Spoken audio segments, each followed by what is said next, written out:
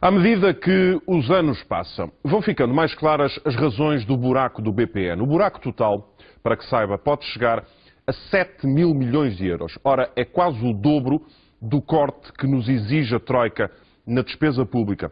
Uma das razões do buraco são os créditos em incumprimento de diversos clientes. A SIC teve acesso a um lote de extratos de dívida, um pacote em incumprimento, onde a maioria das dívidas já está em contencioso.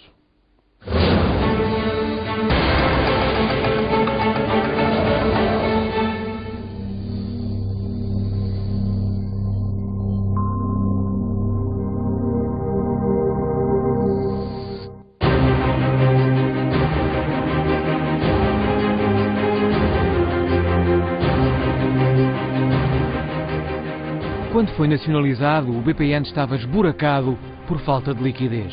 Emprestara dinheiro a torto e a direito, sem garantias.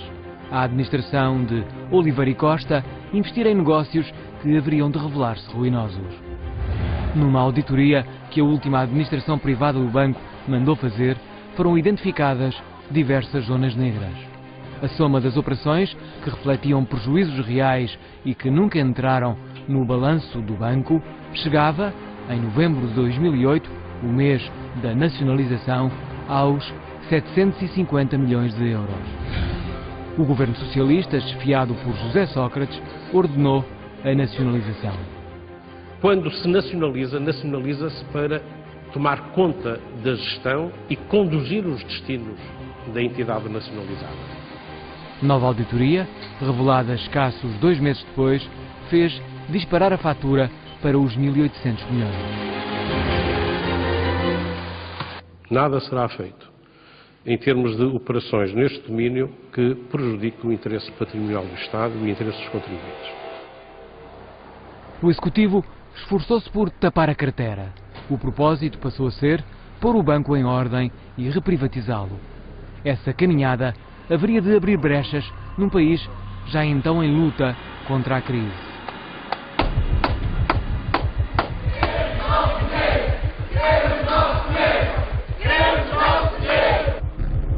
O BPN era mais mau banco que bom banco.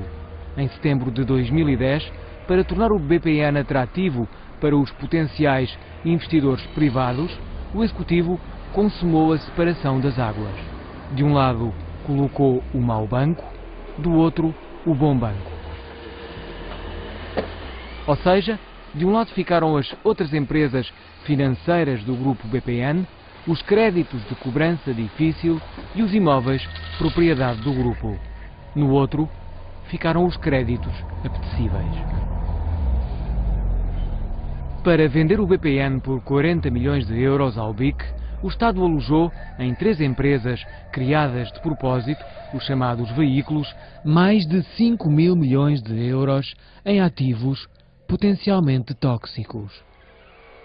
A separação das águas já tinha custado ao país praticamente 3 mil milhões de euros. 2.200 milhões de cobranças impossíveis, mais 600 milhões que foi preciso injetar no BPN nacionalizado para que não fechasse as portas. A SIC teve acesso a um pacote de créditos de cobrança difícil que o Estado entregou à Parvaloram, o veículo público responsável pela gestão e recuperação da carteira. Este pacote foi rejeitado pelo BIC, o banco angolano que comprou o BPN. O contrato de aquisição assinado com o Estado permitiu ao BIC ficar apenas com os créditos apetecíveis. O montante total das dívidas alojadas na Parvaloram ultrapassa os 4 mil milhões de euros.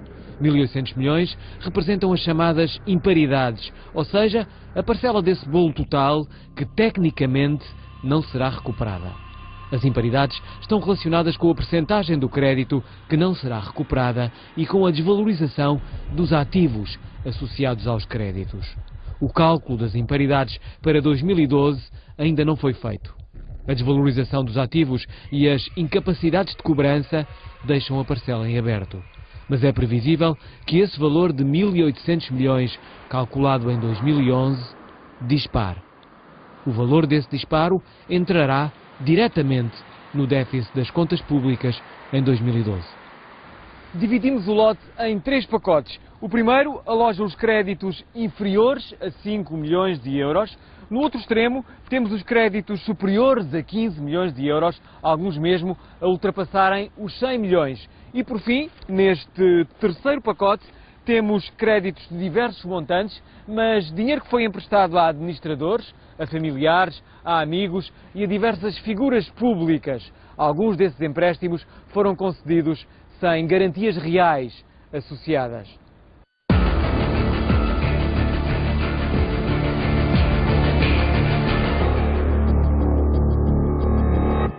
Hoje, quando se quer acionar um cliente, procura-se o terreno, ele não existe, procura-se a casa, ela não existe. O grande número de pessoas que fazia isto era basicamente, ou grande parte era feito pelos acionistas e os seus amigos. Tudo com o aval da administração. Da administração, sempre. As agências eram os intermediários, apenas e só por vezes nem conheciam o cliente. Eram quase que como clientes fantasmas. O acionista, ou pseudo-acionista, financiava-se no banco, comprava as ações, gastava dinheiro, mas não pagava o banco.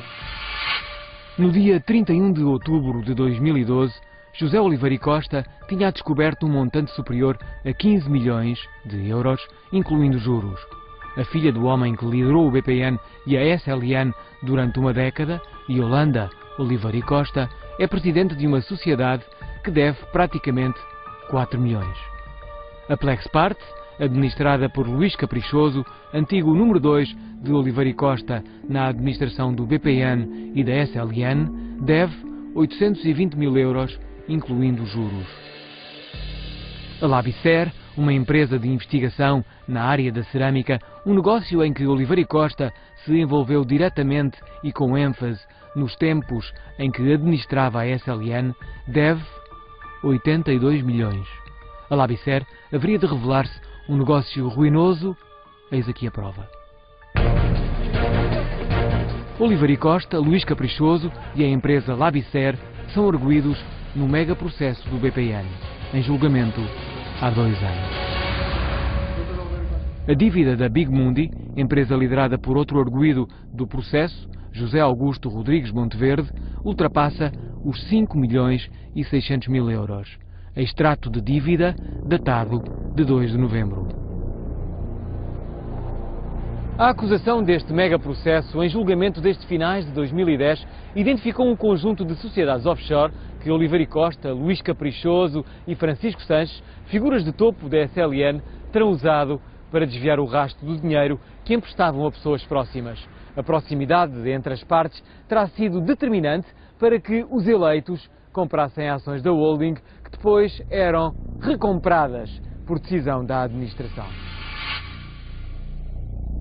Nos documentos a que a SIC teve acesso constam as dívidas de 8 dessas offshores identificadas pela acusação.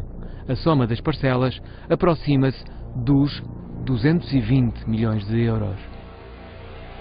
Duarte Lima, arguido acusado num processo filho do BPN, esteve por detrás da criação de um fundo imobiliário, o Homeland, que deixou um buraco de praticamente 50 milhões de euros.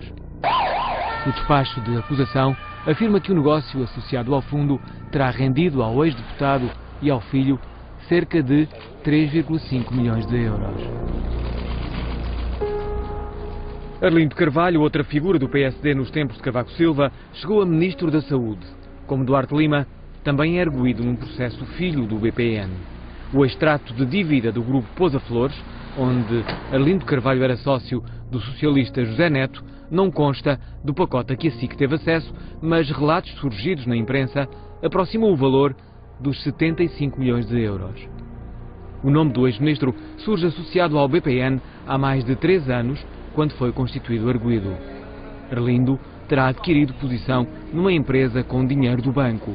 O acordo assinado com Oliveira e Costa prometia a recompra das ações do ex-ministro com mais-valias. A recompra não aconteceu porque os ativos associados ao bem comprado seriam manifestamente inferiores à dívida contraída. O ex-governante de Cavaco Silva ficou com a dívida nos braços. O advogado de Arlindo Carvalho, em conversa com a SIC, afastou a hipótese de declarações do seu constituinte por estar para breve à acusação. Na lista dos que eventualmente poderão ter sido beneficiados por estas facilidades de crédito consta o nome de Almerindo Duarte. Almerindo participou na criação de uma sociedade, a Transibérica, que acumulou uma dívida superior a 23 milhões de euros. A única atividade reconhecida a esta entidade foi a dívida que contraiu no BPN e que não para de crescer. A Casa do Douro responde por mais de 26 milhões.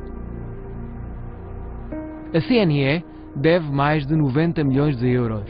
A empresa de cimentos nacionais e estrangeiros, que Oliveira e Costa acolheu na SLN com entusiasmo para fazer frente às gigantes Simpor e Cécil, estava na carteira de Dias Loureiro quando o ex-ministro de Cavaco Silva era administrador da holding dona do BPN. O desfecho trágico da CNE está a ser suportado pelo país. Mas a lista dos principais devedores inclui igualmente a Galilei, a holding que deu continuidade à SLN e que acolhe os ativos que não foram nacionalizados em 2008. A dívida total da Galilei à Par Valorem é um mistério que o tempo ajudará certamente a resolver.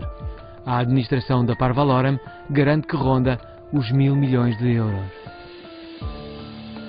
Não é da ordem dos 1.000 milhões. Eu sei que as pessoas espantam muito quando eu digo isso, que nós não devemos 1.000 milhões. Nós, a dívida assumida, formal, reestruturada, neste momento, são 186 milhões. Estou excluindo o universo, naturalmente, que está em análise nas offshores. A SLN era o último beneficiário da maioria das 100 offshores criadas pela administração de Oliveira e Costa. A Galilei herdou as dívidas associadas a essas sociedades sediadas fora do território nacional. Está a ser feita uma análise para determinar se de facto herdará todas.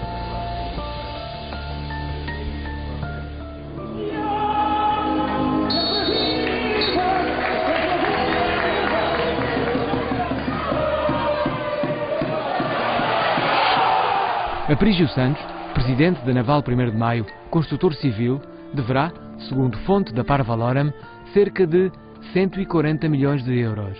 O empresário tenta reestruturar a dívida. Contactado pela SIC, Aprígio Santos esclareceu que o caso está há 4 anos a ser mediado pela Justiça, pelo que nesta fase não tem comentários a fazer. O grande devedor e os grandes montantes não estão a ser recuperados, estão a ser renegociados. O renegociar não significa recuperar, é um pontapé para a frente.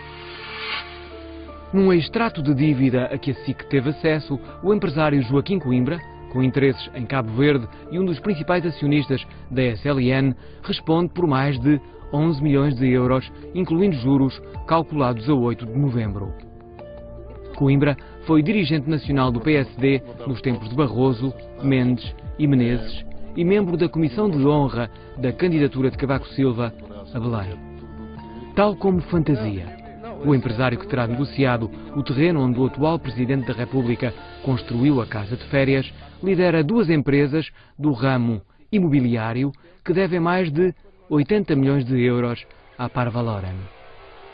A Pluripar, outra empresa do ramo imobiliário em que a OPI 92 de Fantasia também tem participações, mas cujo sócio maioritário é o empresário Emílio Catum, deve quase 135 milhões de euros.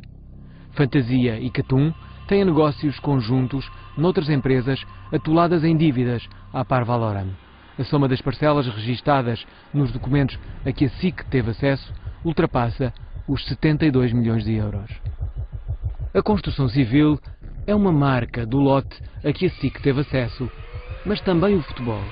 Mais de 7 milhões em dívida do Vitória de Setúbal e os 3 milhões e meio de euros do Boa Vista, clubes que entraram em colapso financeiro e desportivo nos últimos anos. A dívida do arquiteto Tomás Taveira, que também esteve no topo da classificação da arquitetura portuguesa, aproxima-se de 1 milhão de euros. Outro arquiteto do regime, Capinha Lopes, que assinou o complexo do Freeport, deve mais de 9 milhões. Cardoso e Cunha, antigo comissário europeu e da Expo 98, desceu todos os degraus da escada do sucesso. A dívida de uma empresa de que é administrador ultrapassa os 8 milhões e 300 mil euros.